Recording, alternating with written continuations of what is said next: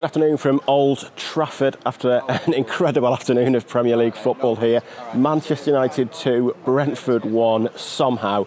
It was Manchester United 0, Brentford 1 when Scott McTominay came on after 87 minutes. It was Manchester United 0, Brentford 1 after 92 minutes. When the final whistle went after 97 minutes, it was 2-1 to United. 2 goals from McTominay, a phenomenal impact inside 10 minutes and a massive, massive win for United and Erik ten Hag. How badly they needed that. Ten Hag's celebrations in the technical area when McTominay's second goal went in, I think showed how much that meant, as did the noise in this place. I've not heard a celebration that loud here for a long, long time. It was an astonishing noise level when that second goal went in, and it just shows how big a result this was for United. It cannot be underplayed, really.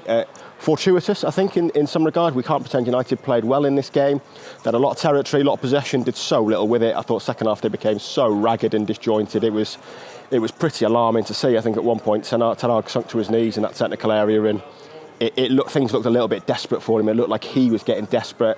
They were on course for a 7th defeat in 11 games this season, 3 defeats in a row here in all competitions for the first time since 1962, but that embarrassment was avoided. It was saved by McTominay, and that is the main thing for United heading into the international break. It's given them a lift. It can be a turning point, and they've got 2 weeks now building up to the next game, Sheffield United away, and maybe looking to get back-to-back wins, and it takes the pressure off in this international break. There's absolutely no doubt about that. Again, I thought United started this game okay, as they have done recently. Not as good as they started on Tuesday against Galatasaray, but it felt like for the first 25 minutes that they were in control. They were fairly comfortable. The game was being played in Brentford's half. Weren't creating a lot, but it felt like the game was, like I say, under control. And then just a shocking, dreadful goal to concede. It can't be overstated how bad that Brentford opener was. United having a free kick and then 3 players basically turning it into a Brentford goal. Casemiro, who was withdrawn at half-time, and I thought was terrible in the first half, to be quite honest. I'm not sure what's going on with him at the moment, but his form is a major concern, and he was awful in that first half. He gave the ball away to start the move for the goal. Bit of pinball in the United area eventually, and it fell to Lindelof to clear, and he just passed it straight back into the danger area. Ball fell for Matthias Jensen. His finish was in the middle of the goal, really, and Arne got a good hand to it, but nowhere near enough. Not strong enough hand. The ball kind of squirmed under his hand and went in, and there's no doubt Onana should have saved that for me. I think it was a poor goal to concede. Didn't think he had a great game, to be honest. A couple of decent late saves, which in the end turned out to be huge. Two saves in a row, really. One from a long-range shot from Neil Mopai, and then one from a header from Norgard, I think, from that resulting corner that kept United in the game and allowed them to win. But his distribution was hit and miss. He just seemed to go long all the time, or a lot of the time today, which is not what he's been signed for. I think that was an unusual tactic. And like I say, second half, United just didn't look like scoring for so long in that game. It was really scrappy, really disjointed, all a little bit desperate. Rashford came off, again, really poor performance from Rashford. Mason Mount ineffectual, Fernandes giving the ball away. Højlund worked hard, physical presence, but nothing was really sticking there, and it did feel like Brentford were as comfortable as you're going to get here, I guess, at 1-0 up, and things were looking grim.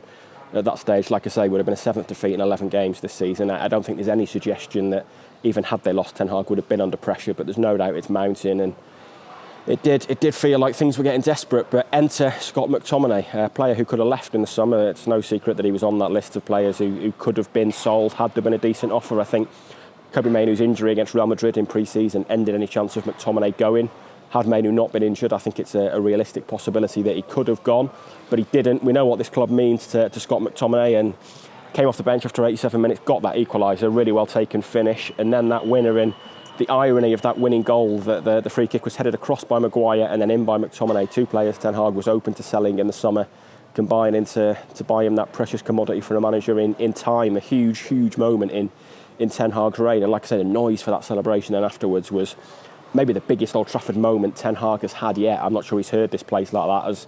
As good as results as he's had here, as good as the home record was last year, it was a remarkable noise level and a phenomenal moment. And in a way, as bad as the performance was, it felt kind of fitting, really. United wearing black armbands today to mark the death of Sir Alex Ferguson's wife, Lady Cathy Ferguson, at the age of 84. And on an afternoon when they paid tribute to a member of the Ferguson family, to Sir Alex's wife, who played such a big role in stopping him from retiring in 2002, it maybe felt fitting that United produced one of those intoxicating late comebacks that were the hallmark of the Ferguson era, really, with 2 goals in Fergie time and 2 goals from an academy graduate who would always be a part of Fergie's squads. I don't think Fergie would ever consider selling Scott McTominay. Would always find a role for him in his squad, and that is why what he did today, he can be a weapon off the bench. He might be dropping down the pecking order. He might have a fight on his hands from Kobe Mainoo to even be 3rd or 4th choice midfielder at the moment, but he can make an impact. He knows what it means to play for this club. He's been affiliated to United for 21 years, and that felt like a joyous moment for him, sliding in front of the Sir Alex Ferguson stand, the entire United squad celebrating with him. Andre Onana raced from his goal. I think Diego Dallo was the only one not there, and he was on his knees in the penalty area punching the turf in delight. So an incredible afternoon at Old Trafford, a huge result for United, a brilliant moment for Scott McTominay, a big moment for Erik ten Hag, and a win United just so badly needed ahead of 2 weeks off before Sheffield United away.